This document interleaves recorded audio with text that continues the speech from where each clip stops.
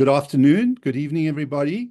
Welcome to the Heart Health Lecture Series. I'm Dr. Dennis Goodman from the Center for Prevention of Cardiovascular Disease.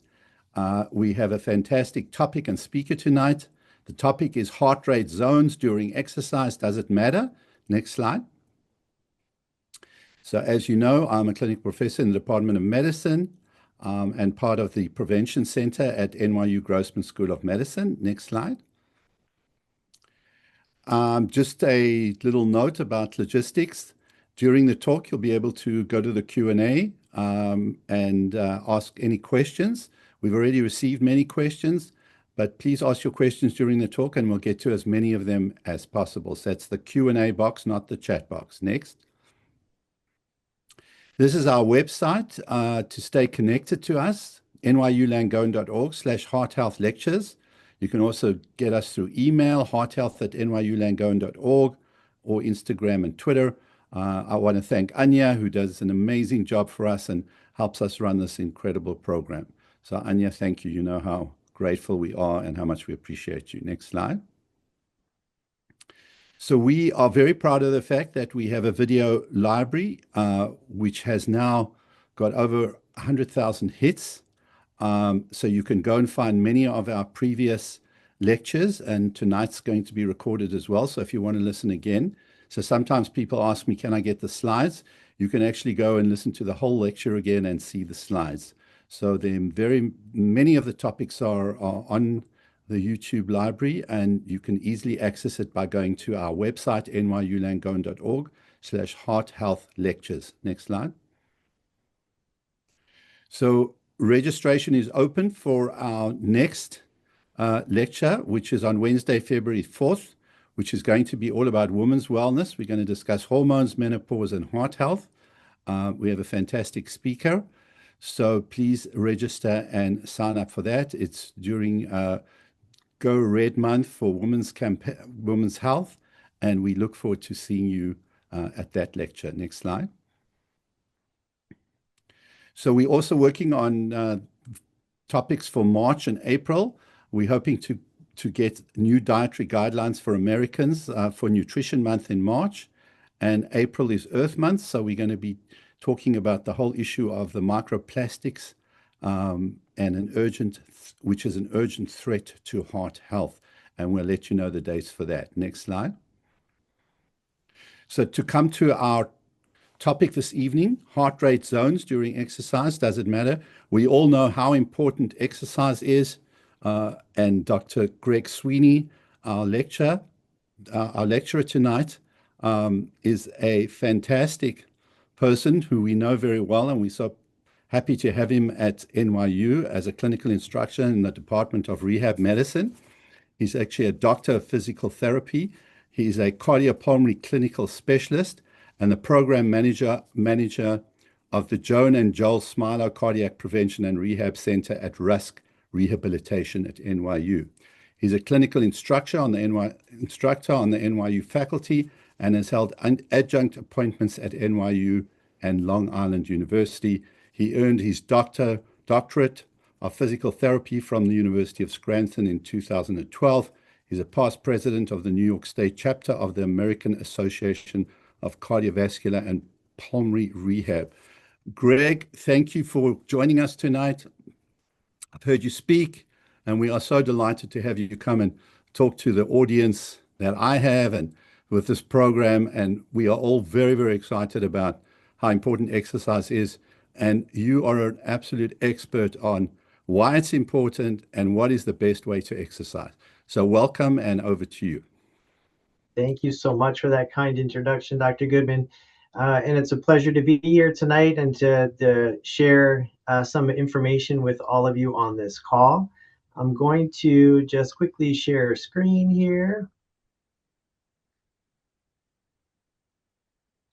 And give me just 1 minute.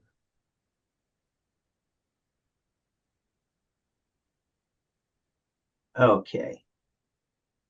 So as Dr. Goodman pointed out, we're going to walk through exercise in general and speak specifically about heart rate training zones. So here's a little bit of an agenda in terms of what we'll cover tonight. Just very briefly go through the benefits of exercise. Hopefully at this point, everyone on the call is well aware of the benefits, but we'll just quickly review some of those. We're going to talk about what are heart rate training zones and how are they useful, and do they really matter? And what is the best exercise prescription for each of us? So we'll go through each of those in a little bit more detail. Specifically, the benefits of exercise. So as we've talked about, the benefits of exercise are well established, right? We know that there's an overall health benefit that all of us get from exercising. And the list is quite long. So it impacts our immune system in a positive way. It helps with metabolism. It helps our mood. So there's a number of things that exercise can do for us. So I don't think we need to convince any of you to the benefits behind the exercise. But if we did, here's a list of some of the benefits that exercise can provide to you. It is a long list and a growing list. And that's the part that I find most fascinating. We know the health benefits. We know that there's going to be a reduction in all-cause morbidity and mortality, the cardiovascular benefits, lowers risk factors in many different areas. But everything you see there italicized, with the asterisk, these are what are quote unquote new health benefits. So, we know the benefits of exercise have been longstanding, but that list and what it continues to improve upon or help with is growing. And this is not new information. And I love this quote here. So all parts of the body, if used in moderation and exercised in labors to which each is accustomed, become thereby healthy and well developed and age slowly. But if they are unused and left idle, they become liable to disease, defective in growth, and age quickly. So this was something that Hippocrates said in the 5th century BC. This is not new information. Exercise is medicine, and it's been known the benefits of exercise for a very, very long time. So where do we start? So in terms of what the recommendations are to get the health benefits of exercise, we follow something called the physical activity guidelines. And these are general guidelines that are released by the Department of Health essentially every decade or so. So the last iteration came out in 2018. There should be a new one coming out in a few years. They do update it along the way. But basically in 2018, the physical activity guidelines indicated that adults should be doing at least 150 minutes of moderate exercise or 75 minutes of vigorous exercise each week. There's additional benefits that come if you do more. If you do up to 300 minutes of moderate exercise or 150 minutes of vigorous exercise. And what they added as well, that we should be doing at least 2 days of each week of anaerobic or strength training. So very important to add strength training into your exercise routine. And we'll talk a little bit about that when we speak to the exercise prescription. So in general, how do we do as a population in adhering to these physical activity guidelines? So here's a snapshot of the 10 years going into when these guidelines were released. And this is looking at just the aerobic exercise component. So yes, it improved over a period of time. And by 2018, we're about 50% compliant. So about 50% of the population was at least getting 150 minutes of exercise, aerobic exercise each week, which is not bad. When we break this down, we can look at it in the aerobic exercise by age, and then we can look at this by gender as well. We see that, in our early life, 18 to 24 years, we have the highest compliance rate, and then it slowly starts to tail off. And you can see the distinction between men and women fairly close in terms of those elements. And then when we add adherence to both the aerobic and anaerobic component, so individuals doing the strength training component, that compliance goes down pretty significantly. So now we're talking about a little over 20% compliant with individuals doing both aerobic and anaerobic exercise. And we could look at the same depiction here by age. And so we see the same spike in that 18 to 24 cohort and then declines over time. So clearly we have some work to do in improving compliance with the physical activity guidelines and getting individuals to exercise on a regular basis. And this depiction of the US by state only solidifies that concern. So this shows you the individuals that are physically inactive, so are claiming to have done no physical or structured physical activity at all. So the darker reds indicate the highest rate of inactivity. So over 30% of those states' population are doing no physical activity at all, no exercise. When you look at the US as a whole, it's about 25%. So 1 in every 4 people is doing no structured physical activity or exercise, which is quite concerning. We can also look at this by cultural background or race, and you can see similar concerns here in terms of the individuals with lack of exercise. So that can be in Hispanic or Latinos, in the Black population, white population, and American Indian and Alaskan Natives. So you can see just a depiction of how that changes across the country based upon race and culture or cultural background. So the bottom line is that fitness and mortality go hand in hand. There's an inverse relationship between someone's fitness level and their risk of mortality. So individuals that are more fit are at lower risk of having morbidity and mortality. Individuals that have a low fitness levels are at the highest risks. So this here shows a graph using MET levels, and MET is a way of describing work. So 1 MET is equal to what we call our resting state. So it's the amount of oxygen we consume at rest. So 2 METs would be twice the oxygen you need at rest. 5 METs is 5 times the oxygen, so on and so forth. So you can see here, the higher the ability to do exercise or exercise at higher intensities lowers your risk of mortality. So essentially, this aligns with peak oxygen consumption, MET levels, intensities. So the higher the fitness level an individual is able to attain, the lower the risk of morbidity and mortality. So the bottom line is we need to move more and sit less. We know that sedentary behavior is a risk, and it increases your risk of mortality, cardiovascular disease, certain risk factors, cancers, the list goes on and on. And so, the objective for all of us is to try and increase the amount of physical activity that we're doing on a daily basis. And those physical activity guidelines are a great model for us to follow. So very brief background on the benefits of exercise. Now we're going to talk a little bit about heart rate and heart rate zones. So before we jump into training zones or heart rate zones, why is heart rate important? Well, heart rate is a direct indication of the ability of the body to do exercise or look at the ability of the heart to do work. So when we look at the heart rate and the amount of blood that the heart is able to circulate throughout the body, stroke volume, we get something called the cardiac output. And the cardiac output is a direct way of measuring our ability to do work. And so heart rate is a key component of that equation. And so it becomes a very important variable that we can use to our advantage to monitor how we're doing with exercise.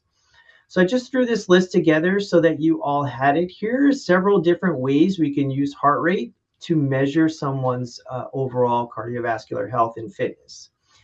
So very easy. First one, looking at resting heart rate values. So it's a reflection of your cardiovascular efficiencies. The lower your resting heart rate, in theory, the better your fitness and heart health is. And again, this is in the absence of medications that may impact your heart rate. Heart rate recovery. So this helps us get an idea how well does the nervous system respond to a stressor. So it can make a distinction between when the body is exercising and when the body's at rest. The faster it's able to return to a resting state, the better. So heart rate recovery. So faster recovery indicates a better fitness and lower cardiovascular risk. One easy way to track that is looking at how quickly does your heart rate drop after you stop exercising. So the objective or goal should, within the first minute, should drop at least 12 beats per minute. Your exercise heart rate. So this gives us the ability to see how high can that heart rate go. So again, looking at that formula up at the top. So the higher the heart rate, the greater the stroke volume, the more the cardiac output. So it gives us an indication of how well the heart's able to do its job. So it indicates training intensities and endurance capacity. Your heart rate reserve. So simple formula that looks at what your resting heart rate is and what your max heart rate is when you're exercising. If you're able to subtract the two of those, you get a number. The larger your heart rate recovery, in general, the better your cardiovascular fitness. A fairly new but very important marker is heart rate variability. This looks at your nervous system and ability for your heart to or body to adapt to different stressors. So in this particular case, having a high heart rate variability is a good thing. It means the heart's adaptable, it's able to recover well, it's resilient. Having a low heart rate variability means it's having difficulty adapting to stress and fatigue and or fatigue. And then just heart rate patterns as well. The new technology out there has the ability to detect stability within the heart, the electrical stability, and is able to detect arrhythmias and other things as well. So there's a lot of things we can use to benefit using heart rate to understand someone's overall fitness level.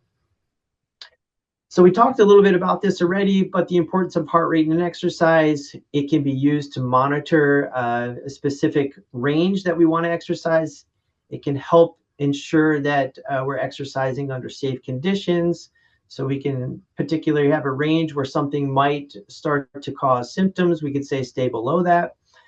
Fitness progression, it's a way for us to ensure that what we're doing in terms of exercise is helping us and that we are improving over time.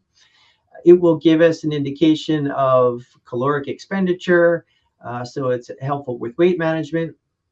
The assessments that we talked about as well, how well the individual is able to tolerate the exercise and recover from that. And then, the beauty of it is that we can personalize it and make it specific to us and our needs. So training zones is something that has really started to really grow and develop, and many people are referring to them.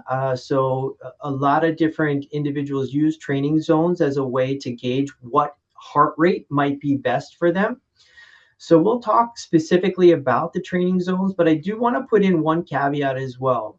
So training zones right now, there's no universal way of describing this. So there's different models out there. Some training zones only have 3 zones. Some might have 5 and as many as 7.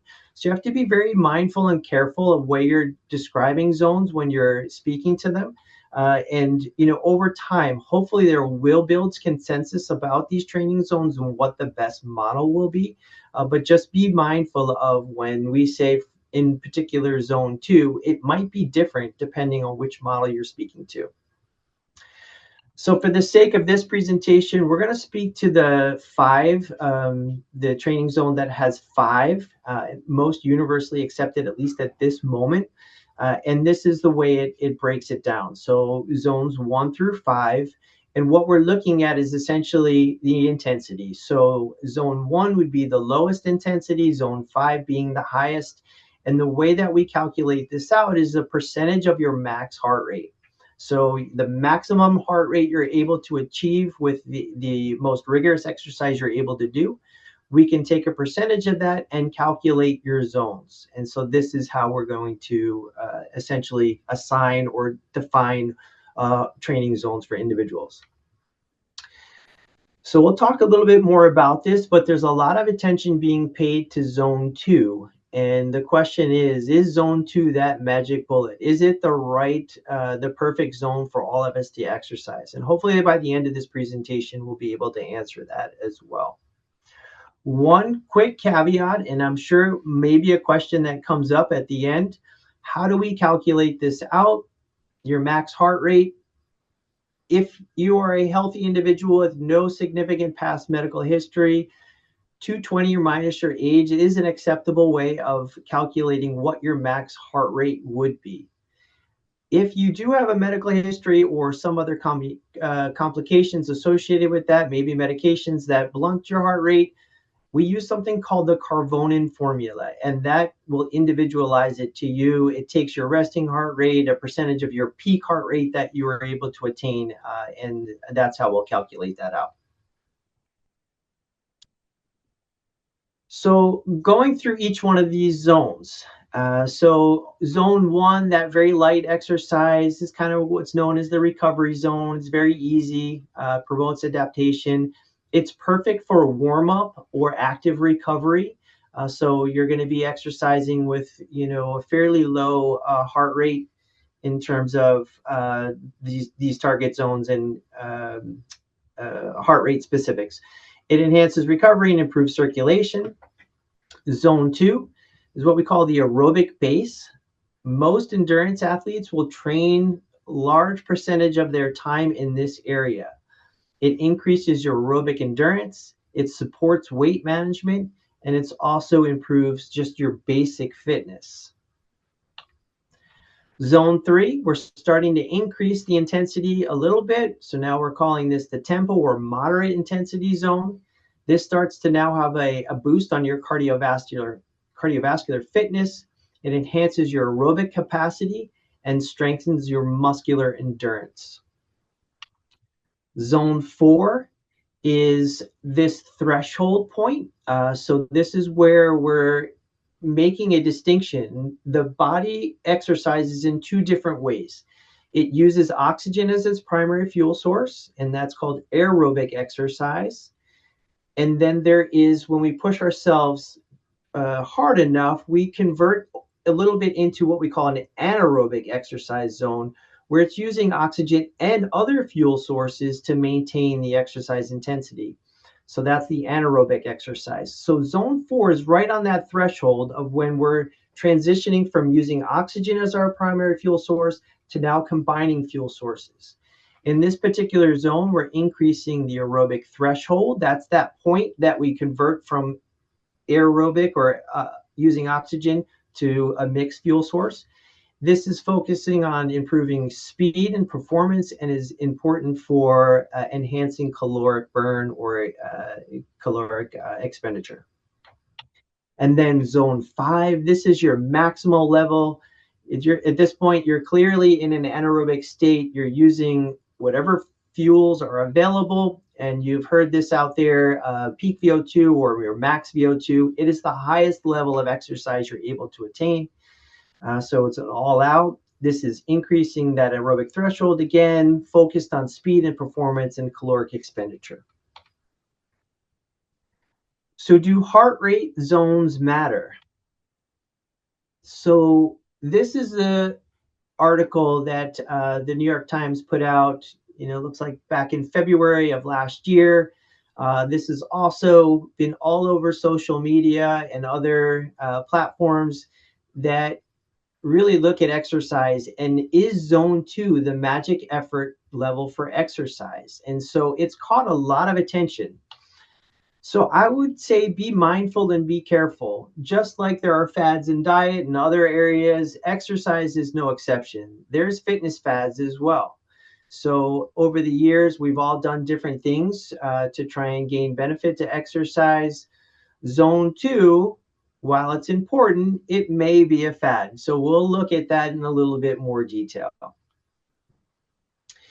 But it's hard to compete with statements like zone 2 intensity is the best at stimulating mitochondrial function and fat oxidation. Or maybe zone 2 plays a crucial role in preventing chronic disease by improving health and efficiency of our mitochondria. So these are very profound statements that you'll see out there, and the individuals claim that zone 2 is the best way to do that. Now, I can tell you there are tremendous benefits to exercising in zone 2. It's going to improve your aerobic capacity. It will enhance fat metabolism. It will improve your mitochondria function. increases your lactic acid threshold, cardiovascular health and benefits. But the caveat here is that many of the training zones will do this for you as well. So we'll talk about those benefits that we'll get from each of those. But specifically, Zone 2 is a good training zone. It is, as I pointed out, used as a base, and where individuals can spend some of their training time at. Specifically looking at, is this a good place to exercise for fat metabolism and mitochondrial function? So the challenge with having these zones is, what does Zone 2 mean? And so if I were to tell an individual, I want you to exercise in Zone 2, yes, they can calculate out that, by using some formula for their heart rate. But in theory, really what we want to do is get that individual exercising just below that anaerobic threshold, just below where they're pushing themselves to mixing fuels. And so it's going back to that earlier depiction with the models. It gets a little bit difficult to really identify, am I in Zone 2 at the moment? So there's different ways. Obviously, we can use your heart rate. So 60 to 70% of your max heart rate. You can use the rate of perceived exertion scale, and it should feel like it's, a somewhat hard level for that individual or a moderate intensity. See. And so, to kind of hit the point home, there is scientific rigor behind this. There is evidence to support different training zones. And so this is probably a very good article that kind of summarizes it well, as a systematic review and meta regression that looked at what is the best training zone and type of exercise. So specifically here, this is endurance training. This is high intensity intervals, and this is sprint intervals, so super high intensity intervals. And they looked at the increase in mitochondria in the individual's muscle type, or in the individual's muscle. And so what you find is that all three are effective in improving mitochondrial density within the muscle, and that there's different ways to get there. So high intensity intervals, which is what we're saying is Zone 2, is this would be zones 3, 4, and 5. This would be Zone 5. So you clearly get benefits in mitochondrial density by doing these higher intensity intervals as well. But we can also still get there by doing lower intensity exercises like that endurance training. So all three are effective. All of the zones are going to be effective in improving the mitochondrial density, which is essentially what's providing us the fuel and the energy to do exercise. But really what does come into play is the frequency. How often are you exercising? What was your fitness level before? So while we've seen some benefits to having Zone 2 and improvements in mitochondrial density and also blood flow within those muscles, it all depends on the individual. How frequent they are exercising, were they trained, were they not trained? And so those individuals will show different densities based upon their background. So essentially, this is all just saying that in a systematic review that exercise is going to benefit all of us, and you'll get there in the end, regardless of which approach you take. It's just in terms of the exercise prescription, which we're going to get into, how do we most effectively and efficiently get there? And so we'll talk a little bit more about that. And again, these are just some depictions from that particular study. And essentially what they found out is the mitochondrial content is determined by your initial fitness. So if you were untrained, you had the most growth potential for the mitochondrial density. If you were a trained individual, you had the slowest potential growth there. So these are things that I think it all depends on the individual. The bottom line is that the training intensity and your underlying fitness level will determine how quickly you're able to improve some of these markers that they looked at in this particular study. So the consensus behind Zone 2, to achieve the central and peripheral adaptations, exercise needs to be quite long to get those benefits. So what they failed to tell you is that the individuals that had benefits in zone 2, these were elite cyclists. These weren't just your everyday individuals. And so, yes, they showed improvements in that training zone 2. But other individuals that don't have that elite background were getting benefits in the other zones as well. So the adaptations are likely not unique to zone 2 and could be induced by other training zones. Evidence suggests that prioritizing higher intensity exercising above zone 2 is critical to maximizing cardiometabolic health and benefits. And there was limited support for mitochondrial adaptation. So again, I think we have to be cautious about some of these fads in the way that social media and other platforms indicate that zone 2 is the best place to train. And we'll talk about, again, which is that best place to train. So do heart rate training zones matter? The answer is yes. They are very helpful in helping us structure exercise. They can improve our efficiency while we're exercising and help us avoid overtraining. They're practical. They're easy ways for us to at least set goals and markers for us to strive for, and that we should be exercising, in accordance with those physical activity guidelines. And I would cautious and have individuals not focus so much on training zones while they're very beneficial. There are other tools like the rate of perceived exertion scale or using pace or power, other things to help guide our training as well. So the key takeaways: heart rate trainings are useful and they can be used as a guide. The balance is key. So when you're exercising, you need to have a balance. Zone 2 is not the magic bullet. There needs to be a combination of easy days and hard days. And even within the easy days, you may spike up and do a little bit of a hard intensity for a period of time. Or when you're doing a hard day, you need to give yourself a little bit of a recovery as well. So zones are a tool, but not a strict rule. And again, just to point out, before we jump into the exercise prescription, the importance of physical activity can't be understated. The morbidity and mortality associated with those that are not meeting the physical activity guidelines or are physically inactive, it really does translate into a tremendous economic cost and also premature morbidity and mortality in the US. And so it's important to identify that this is not just the adult population. This starts with younger and younger individuals as well. So it's very important for us to make this a mainstream component of our lifestyle from early in life to later in life.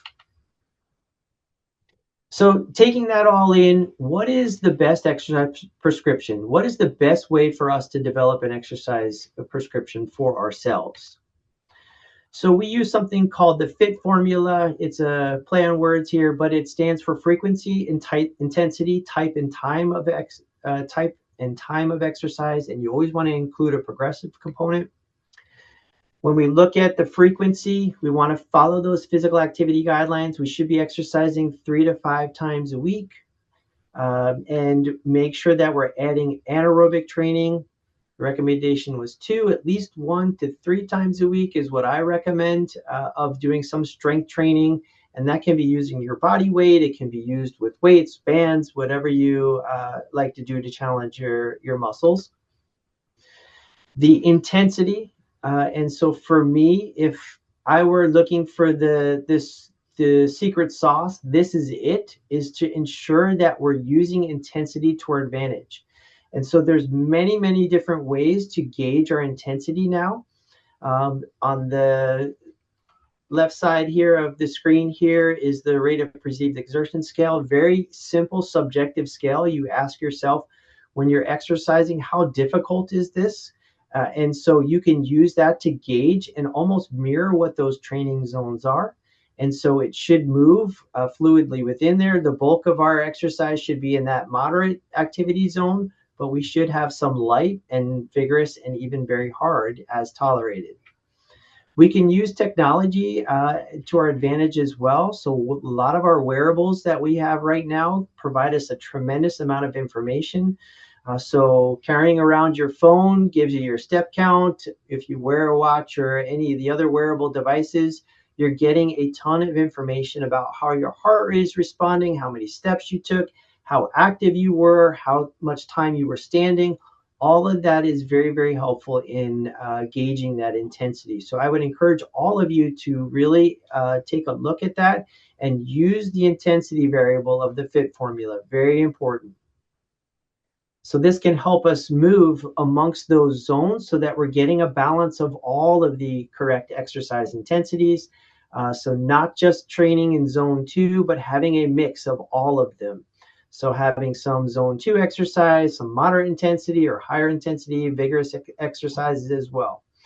And a really, really easy way to gauge intensity, if you don't want to use all of these fancy wearable devices, is what we call the talk test. So a general rule of thumb is a person doing moderate intensity is able to talk but not sing. A person doing a vigorous exercise can only say a few words without pausing for a breath. Really easy way to gauge this. The time of exercise, so again, this should mirror the physical activity guidelines, at least 150 minutes of moderate exercise or 75 of vigorous. I suggest we go north of that and get as close to 300 minutes per week or 150 of vigorous each week, and just a general breakout of what that could potentially look like in an exercise session or how it would break out. And another really important variable is the type of exercise. And so exercise is not one dimensional. It can come in many shapes and forms. And so I would encourage you to do the things you like to do. So if you enjoy one particular type of exercise, I would suggest you do that particular type of exercise. It improves compliance and ensures that individuals are going to do their exercise more consistently and not have this fall off in terms of maintaining that compliance. It should definitely have a combination of using aerobic exercises that can be long duration at a lower intensity, or a high intensity exercise for shorter duration. Make sure you're doing resistance exercises. As we pointed out, you can do that a number of different ways. Flexibility, stretch is important. Keep it functional and goal specific. So if there's something in particular you want to shoot for or strive for, give yourself some goals to work towards.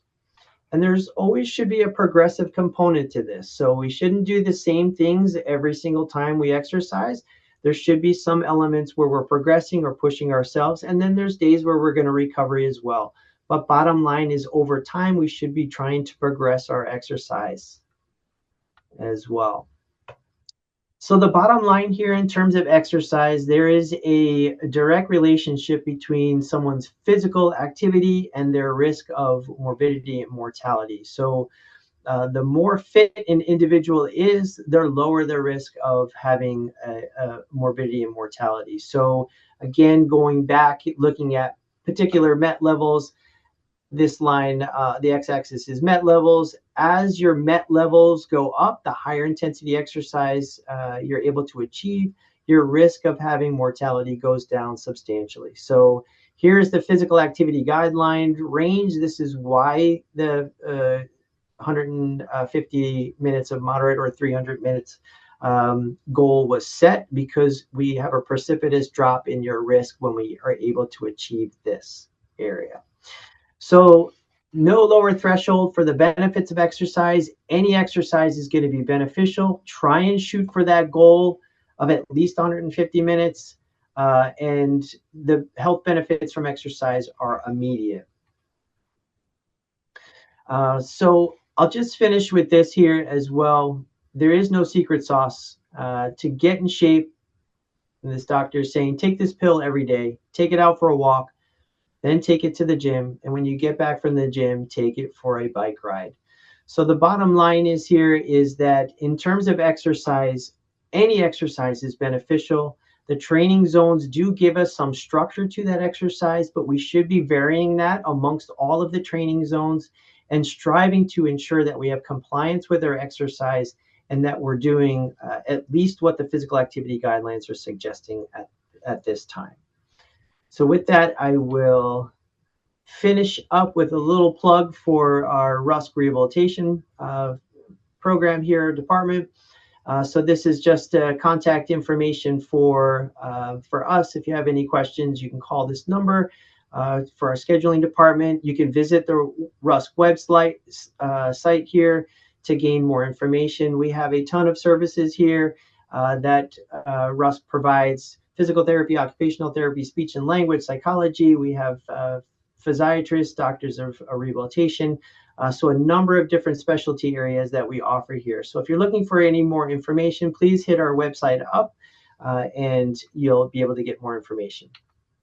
And I would like to thank you for your time. Thank you, Dr. Sweeney. That was really terrific. You did an amazing job of just amplifying the something that we all do in practice all the time as physicians, telling people that exercise is so important.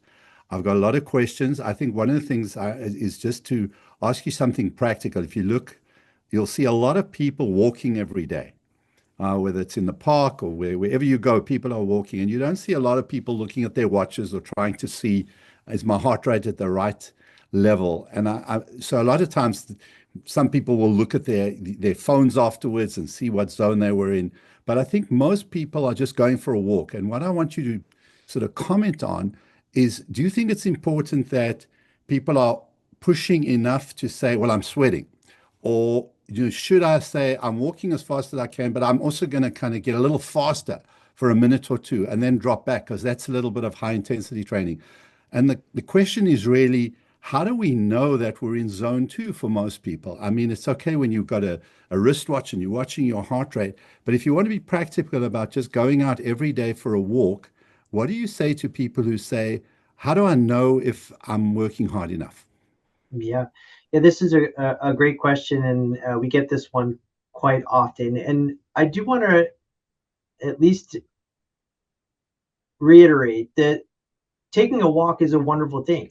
And so, the fact that we're accomplishing that is a really important component. So, any activity is going to be beneficial. But as I pointed out, I do think that the intensity is the one variable that we're missing in terms of exercise for the general population. And so I would encourage everyone to really focus on that one variable. So as you're pointing out, taking a walk is great, but we can get significantly more benefit if we're exercising at the right intensity. And so to get to that point, as you're describing, I would recommend, in terms of that walking, that individuals do walk at different paces, that they do change it up, that they walk faster, they get to a hill, they try and walk up a little bit, brisker, and then slow down and recover. But to answer your question in terms of how do they know, to me, if you don't have a wearable that's telling you where your heart rate is or what, zone you're potentially in, the easiest way is to ask yourself subjectively, how hard is this activity? And so it should feel somewhat hard. So when you're walking, the exercise shouldn't feel like it's too easy, and it should feel like it's somewhat hard. And then I would encourage you, when you're walking at that, push yourself to that point where it feels hard for a brief period of time, and then recover back to that point where it feels somewhat hard again.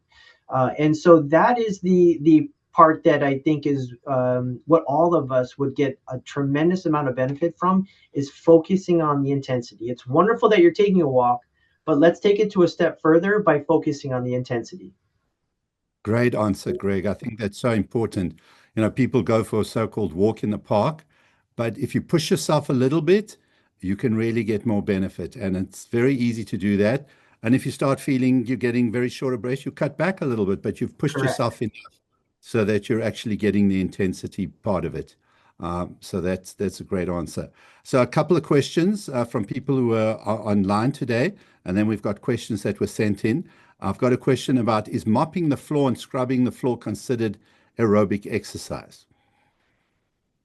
So this is a great question. And so I say that any physical activity you do is exercise. Now, the one thing I like to point out, though, is that when we say exercise, we want you to take that exercise and make it a structured part of your day. So just because you're physically active, cleaning or scrubbing the floor or doing any household activities, that doesn't mean you're not doing exercise, but it is not a dedicated structured time where you're focusing on, getting your heart rate up and focusing on trying to, get the exercise benefits of a 20-minute walk or a 30-minute, bicycle.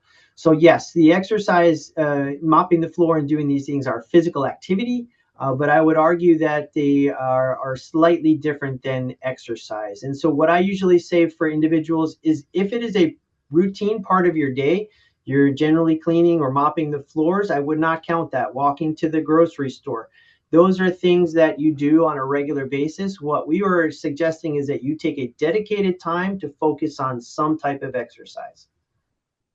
Great. Can we measure VO2 and METs levels at a cardiologist or your internist's office, and will insurance cover that, and how important is that? So it's important, but I think you don't necessarily need to have this specific. So the only way to really measure your VO2 and your actual MET level, you can use a lot of formulas to get a predicted MET level, is to do something called a cardiopulmonary stress test. And this is where we measure how much oxygen you're taking in, how much carbon dioxide you're producing. And that is used to calculate the maximum amount of oxygen an individual is able to take in. And then we can calculate what that peak or max VO2 is. And that actually is used to determine MET level, an actual MET level.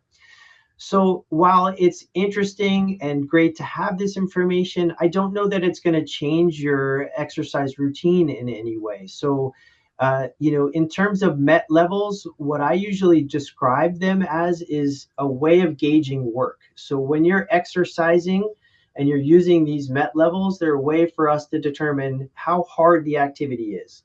And so as long as you're progressing and making the activity a little bit harder over time, you're progressing your MET level. And so if you have access to equipment, generally they have a MET level on there. So let's say you're exercising at 5 METs on one day, maybe the next day you try and do 5.2 or 5.3, something along those lines. So while it's fun to have that information, it's not going to necessarily provide you with any, additional benefit as long as you're progressing and pushing yourself within the exercise. Generally, without a diagnosis, it is not covered by insurance. There are self-pay programs if anyone's interested in doing that, but usually the insurance will not cover that.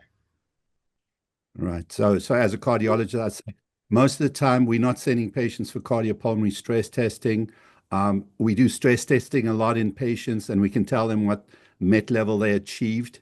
But I don't think it's important for the average person to know what's your MET level from, that they found in the doctor's office. You can do this yourself just from the type of thing that you were saying, how you can get into your knowing what your heart rate is and know your intensity. And it's not essential at all to have the doctor tell you what level you are reaching. Obviously, we're doing diagnostic stress testing, which is another story, but for most people, you don't need that. I've got a good question here from one of our favorite people that's always online and comes to these talks. I won't mention his name, but thank you so much for being so loyal to us. And he asks about obstructive sleep apnea. We know that people who have that are at greater risk, and in terms of VO2 and METs, and do they need more aerobic exercise? And I think what he's trying to say, if you do have sleep apnea, you should definitely, I would say, make sure that it's being evaluated properly and treated. But can those people minimize some of the bad effects of it by doing more exercise? Yeah, and this is a great question. I think we can take obstructive sleep apnea and generalize it to risk factors in general. And so we know the benefits of exercise are going to mitigate risks associated with some of the cardiovascular complications that can occur and other risks. So, my answer would be that exercise it in theory should help. And, all of these risk factors that we have, whether it be diabetes, hypertension, obstructive sleep apnea, exercise is a way to help control and hopefully improve some of those risk factors. Okay. What if my heart rate during exercise is higher than 220 minus my age? In other words, your maximum heart rate. Is it safe to, get beyond your maximum heart rate? And should you ever, aim to get to your maximum heart rate? Yeah, another great question. So, keep in mind that 220 minus your age is a general guideline, and so it's based upon normative data. So, looking at how individuals typically present. So we know all of us are unique and individual, and so sometimes typical doesn't meet our, presentation.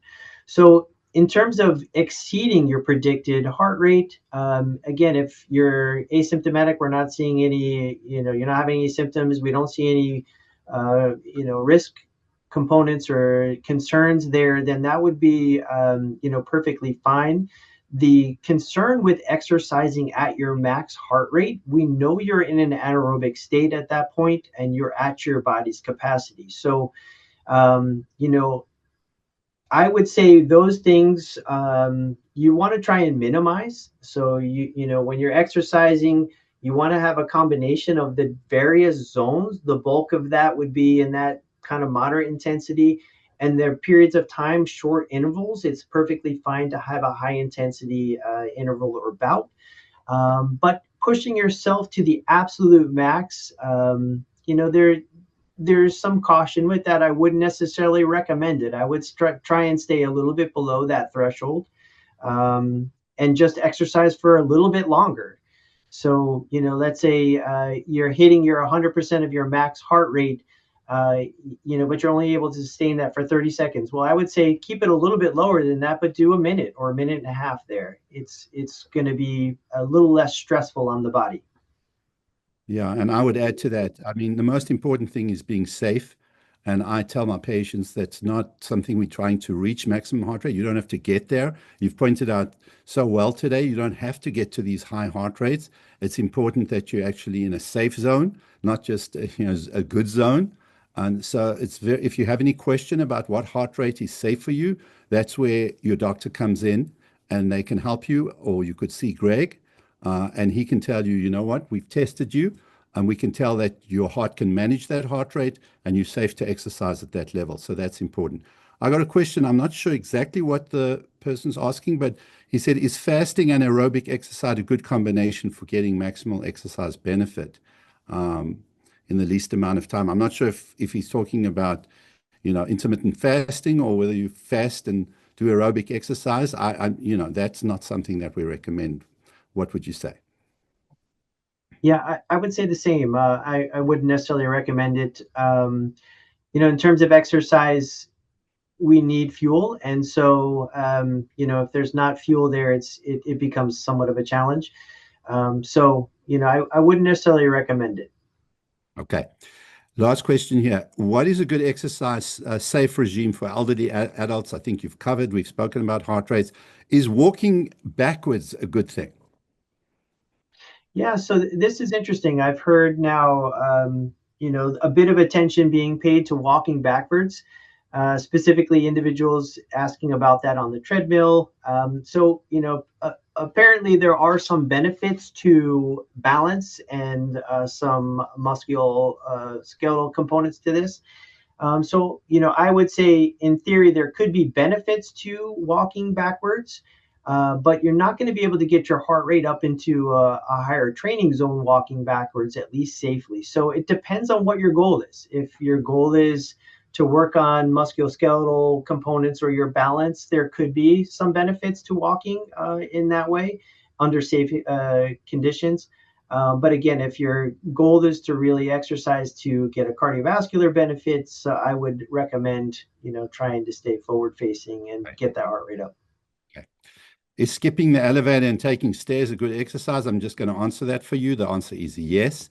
Somebody wrote to say thank you for this great presentation. And then somebody asked about exercise over the age of 70.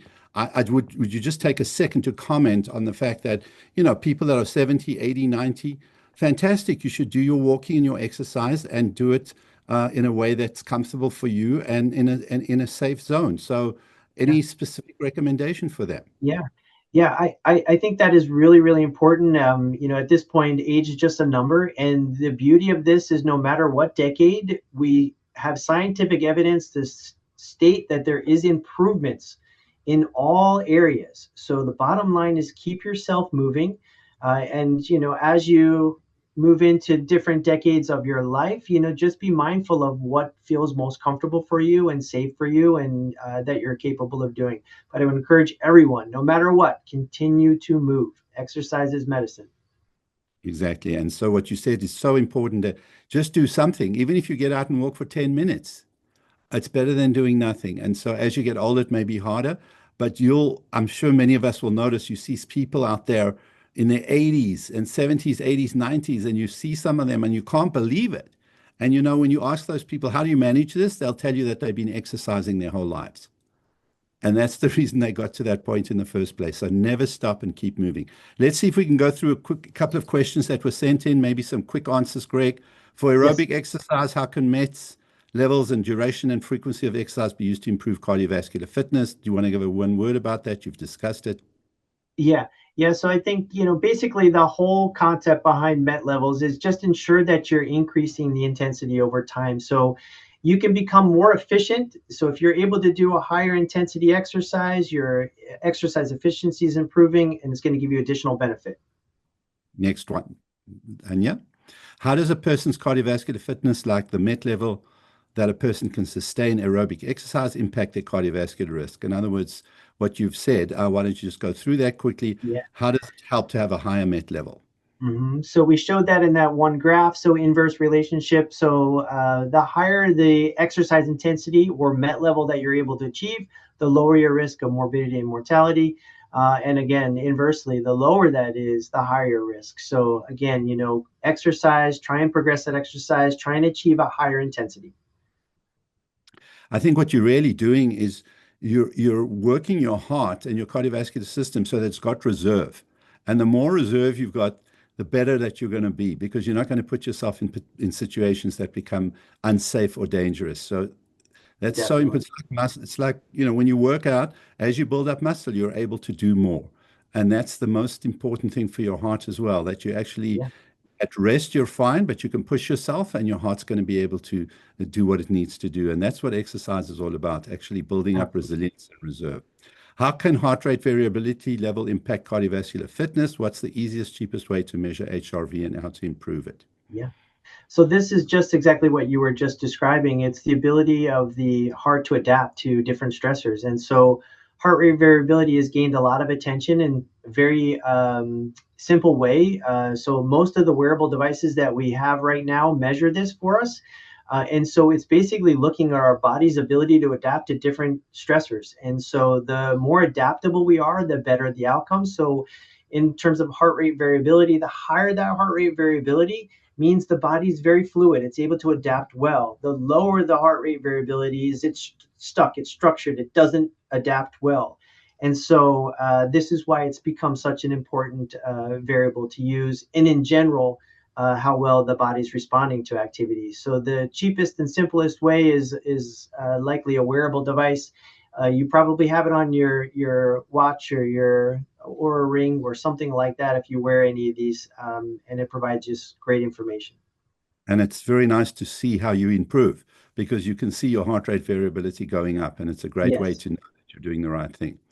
Okay, we're going to end off the questions, and I'm going to just mention that if you'd like to see one of our cardiologists in the cardiovascular prevention program department, the appointment number is 212-263-4300, or you can go to our website, nyulangone.org/CVD prevention.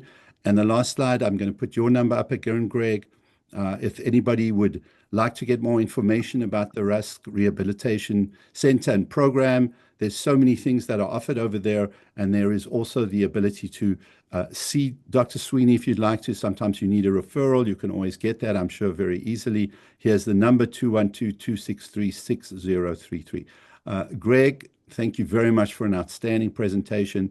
It was inspirational, and I just hope that everybody's going to take on board keep moving and keep exercising. It's really one of the very best things that you can do for yourself. Thanks again, Greg. And we'll see Thank you all in February on February 4th.